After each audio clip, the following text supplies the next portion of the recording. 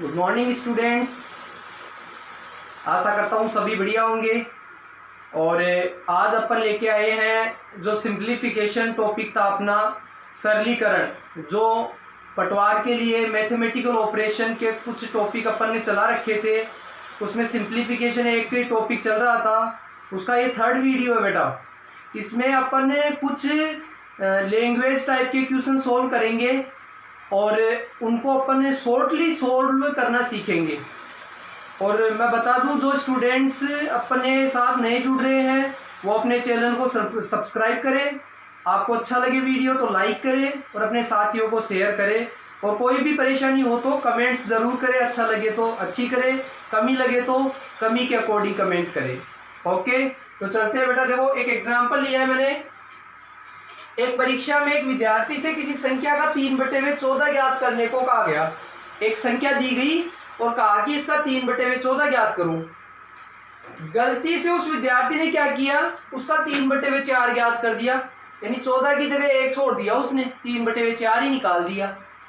जो सही उत्तर से 150 अधिक था। सही उत्तर का मतलब 3/14 निकालता तो सही आता, लेकिन अब उसने गलत निकाल दिया और वो उसके बजाय 150 अधिक था। जो सही उत्तर आना चाहिए था उससे 150 अधिक आ गया। अब तो वो संख्या कौन सी होगी बेटा? आपके पास ऑप्शन 4 है। तो देखो, इसके दो तरीके बताऊंगा। एक तो मैं ऑप्शन से सोल्व करना बताऊंगा और एक अपन मेथड कैसे लगाते हैं। तो ऐसे क्वेश्चंस में क्या करते हैं बेटा कि जैसे मेथड टाइप में बताऊं, एक तो ऑप्शन तो अपना छोटा मेथड हो जाएगा और एक प्रॉपर यदि किसी को बताना हो तो कैसे बताएंगे। तो मैंने मान ली कि मान लो वो संख्या मैंने x मान ली बेटा। ऐसे ही क्वेश्चंस में संख्या को क्या मान लिया मैंने कि माना वो संख्या x है। अब x है और उस x का सबसे पहले आपको 3/14 निकालने के लिए कहा गया। तो x का 3/14 यानी x इंटू 3/14, 3/14 से इंटू कर देंगे। तो x का 3/14 को निकालने के लिए कहा गया, लेकिन गलती क्या कर दी भाई आपने, x का आपने 3/4 ही निकाल दिया। 3/4 ये कहा गया, ये तो सही होता, लेकिन ये आपने रोंग कर दिया, 3/4 ही निकाल दिया। अब इससे जो वैल्यू आई, जैसे इससे वैल्यू तो क्या आई बेटा, 3x/14 आ जाएगी। 3 को x से गुणा किया तो 3x आ गया। और इससे वैल्यू क्या आई, 3x/4 ही आई। अब ये वाली जो वैल्यू बता रहा है वो क्या है, 150 ज्यादा है। ये वाली 150 ज्यादा आ गई, मतलब इसमें से इसको माइनस कर दूंगा तो 150 का फर्क आएगा, नहीं आएगा बेटा। तो मैं क्या कर दूंगा कि 3x/4 में से घटा दूंगा 3x/14। तो इसमें जो अंतर आ रहा है वो 150 का आ रहा है बेटा। ये बोल रहा है कि पहले निकाला सही जो आंसर आना चाहिए था और जो रॉन्ग आंसर आ गया, ये रॉन्ग आंसर 150 अधिक आ गया। तो अधिक में से हमेशा कम वाले को माइनस करेंगे तो जो भी अंतर है वो प्राप्त हो जाएगा। अब यहाँ से x की वैल्यू आएगी, वो अपने को संख्या प्राप्त हो जाएगी। तो देखो बेटा, इनको सोल्व करने के लिए क्या कर दूं, ये फ्रैक्शन आ गई, भिन्न संख्या आ गई, तो एलसीएम लेते हैं। तो 4 और 14 का एलसीएम कितना आएगा बेटा, 28 आ गया। 7 चौक 28, 7 बार 7 21 x हो जाएगा बेटा। 14 दूनी 28, 2 3 दूनी 6 x हो जाएगा। इधर 150 हो गया और 21 x में से 6 x गया तो बेटा कितना आ गया, 15 x आ गया, बटे हुए 28 बराबर 150। ऐसे क्वेश्चंस में अपन क्या करते हैं, देखो ये ऊपर से ऊपर काट सकते हैं। 15 एकम 15, 10 बार कट गया और ये वज्र गुणा हो जाता है। वज्र गुणा का मतलब इसका हर इसके अंश से, इसका अंश इसके हर से। तो अक्ष को 1 से गुणा किया तो अक्ष आ गया और 10 को 28 से गुणा किया तो 280 आ गया। यानी वो ओरिजिनल संख्या कितनी होगी बेटा, 280 होगी। ये तो अपना प्रॉपर मेथड हो गया। अब कंपटीशन में इसको ऑप्शन से कैसे सोल्व करेंगे। जैसे मैं संख्या, ये जो है वो आंसर है मेरे पास, तो मैंने संख्या जैसे 500 उठा ली। क्या उठा ली बेटा, 500। और 500 का एक तो 3/14 निकालूंगा, 3/14 निकालूंगा और एक उसी संख्या का 3/4 भी निकाल रहा है, तो 500 का मैं 3/4 भी निकालूंगा। और ये बोल रहा है कि ये वाला आंसर इस वाले आंसर से 150 ज्यादा होना चाहिए। तो देख लो हो रहा है क्या बेटा। ये देखो बेटा किससे कट गया, मान लो 2 से कट रहा है, ये सम संख्या है तो ये 7 बार कट गया और ये बट गया 2, 250 आ गया। अब ये 7 से कट रहा है क्या, नहीं कट रहा है, तो नहीं कट रहा है तो ये कितना हो जाएगा बेटा, ये हो जाएगा 0, 25 या 75 हो गया बेटा। और ये नीचे 7 और ऐसे इसको निकालूंगा, ये 3/4 ही निकालना है बेटा। ये 4 से काटूंगा तो कितना हो गया बेटा, 4 एकम 4, 4 दूनी 8, 4 पंजे 20, 125 और 5 25, इसको 3 से गुणा करो, 5 3 15 और 3 दूनी 6 और 1 7 और 3 एकम 3।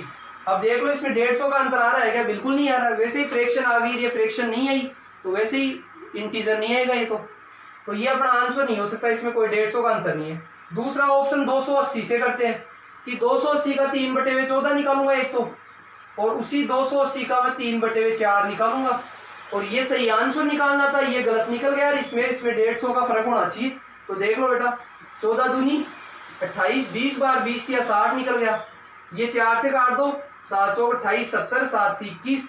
और अब देखो ये 150 ज्यादा है क्या बेटा?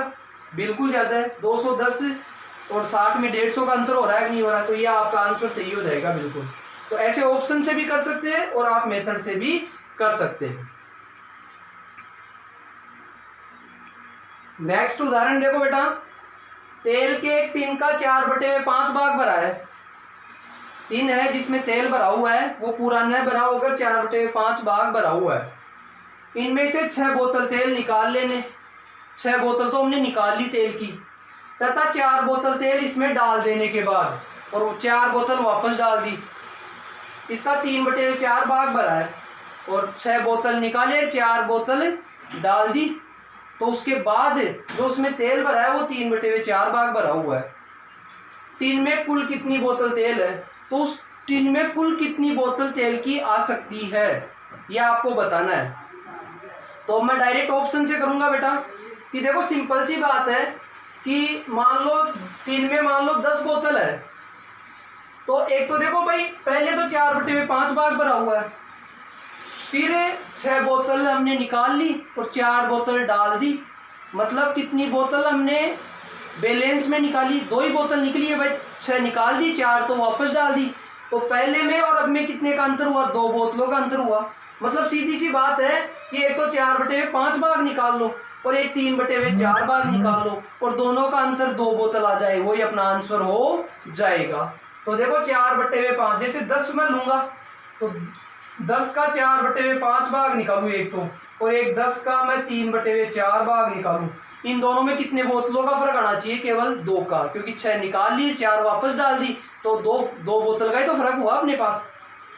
तो देख लो कितना हो गया बेटा, 5 दूनी 10, 4 दूनी 8 हो गया ये तो। और ये देख लो, ये तो पूरा पूरा कट ही नहीं रहा अपना। तो जो पूरा पूरा नहीं कटे वो तो वैसे आंसर नहीं हो सकता, छोड़ो इसको। तो 20 पे करूँ बेटा, 20 का 4/5 भाग निकाल लो और 20 का 3/4 भाग निकाल लो। 5 4 20, 16 आ गई बोतल, 4 पंजे 20, 15 बोतल आ गई। क्या 2 बोतलों का अंतर है क्या? नहीं है, 1 बोतल का अंतर है, ये भी आंसर नहीं है। फिर 30 का निकालूं तो 30 का फिर वही 4 से कटेगा नहीं, तो डायरेक्ट 40 का कर दो बेटा। 40 का 4/5 भाग निकाल लो और 40 का 3/4 भाग निकाल लो। ये 5 8 बार कट गया, ये 32 हो गया, और ये 4 से काटोगे तो 10 बार, ये 30। देख लो कितने का अंतर हुआ बेटा? 2 बोतलों का अंतर आ रहा है कि नहीं आ रहा? तो अपना आंसर कौन सा होगा बेटा? 40 बोतलें उसमें टिन में भरी हुई थी। ऐसे आप डायरेक्ट ऑप्शन से कर सकते हो। नेक्स्ट एग्जांपल देखो बेटा, पानी से भरे पूरे एक पात्र का भार 28 kg है। पूरे पात्र का भार, पानी का भार नहीं दिया है, पूरे पात्र का मतलब हो गया पानी का भार भी आ गया और उस पात्र का भी भार आ गया। दो चीजें आ गई, ध्यान रखना। जिस पात्र में भरा हुआ है उसका वेट भी आ गया और पानी का वेट भी आ गया। टोटल वेट है 28 kg। जब इस पात्र का 1/4 भाग पानी से भरा होता है तो उसका भार 19 kg होता है। 1/4 भाग भरा हुआ होगा तो उसका वेट है 19 kg, और पूरा भरा हुआ होगा तो 28 kg। यदि इसके 2/3 भाग को पानी से भरा जाए, केवल 2/3 भाग में पानी हो, तो इसका भार क्या होगा? तब भार कितना होगा बेटा? तो यहाँ केवल पानी की बात होती तो मैं डायरेक्ट ऑप्शन से कर देता, लेकिन यहाँ पानी और पात्र दोनों की बात कर रहे हैं, तो पात्र का भार तो मैं मान लेता हूँ कि पात्र का भार तो मैं x kg मान लेता हूँ बेटा, क्योंकि यहाँ 2 चीजें हैं तो अलग अलग दिमाग लगाना पड़ेगा। और पूरे पात्र का भार तो कितना हो गया बेटा? x kg। और पानी का भार मान लेता हूं मैं, पानी उसमें पूरा भरा हुआ है y kg, ठीक है। और आपको पता है पानी और पात्र दोनों को जोड़ेंगे तो टोटल वेट है 28 kg। इसका मतलब x और y को मैं जोड़ूंगा तो 28 आ गया टोटल वेट। समझ में आ रही है क्या बात? कि भाई जैसे मटका होता है और उसमें पानी होता है, तो मटका और पानी दोनों का वेट है 28 kg, यानी मटके का भार मैंने x मान लिया, पानी का भार मैंने y मान लिया, दोनों को जोड़ूंगा तब वो 28 kg का बनेगा।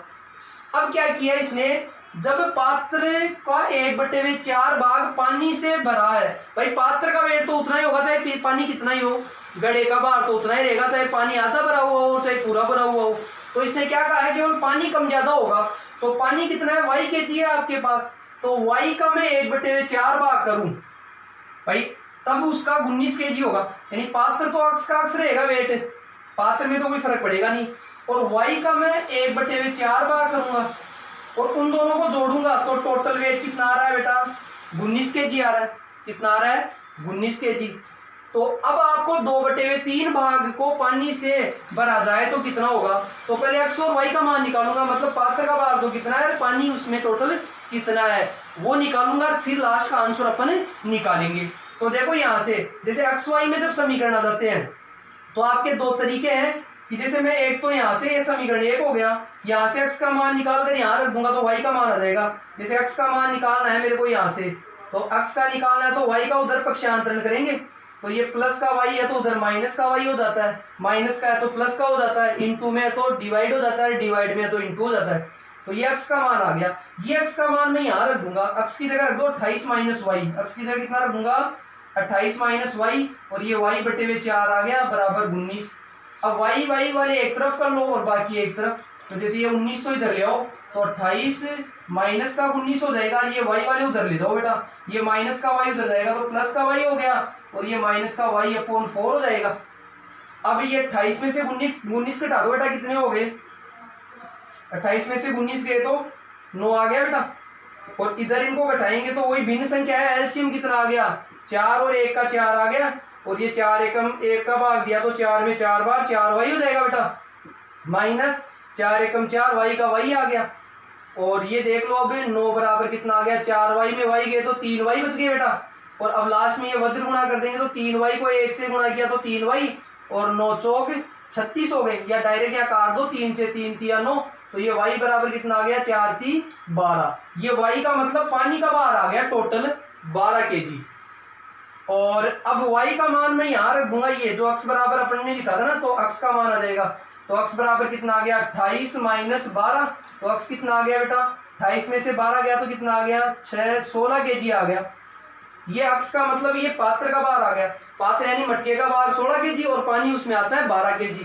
अब देख लो 2/3 भाग पानी होगा तो कितना होगा, तो आपको पता है कि कितना ही पानी डालो मटके का भार तो रहेगा ही रहेगा, तो 16 kg तो रहेगा ही रहेगा भार, और 2/3 भाग पानी का निकाल लो तो 12 kg टोटल उसमें आता है, उसका 2/3 भाग कितना हो जाएगा, तो 12 का 2/3 भाग कितना हो गया, सॉरी 2/3 भाग, तो 3 से काट दो, 3 चौक 12, 4 दूनी 8 kg पानी आएगा, तो 8 kg तो पानी का हो गया वेट, और 16 kg उस पात्र का हो गया, तो कितना हो गया बेटा उसमें मिलाकर 24 kg उसमें वेट होगा। यह आपका आंसर आ जाएगा।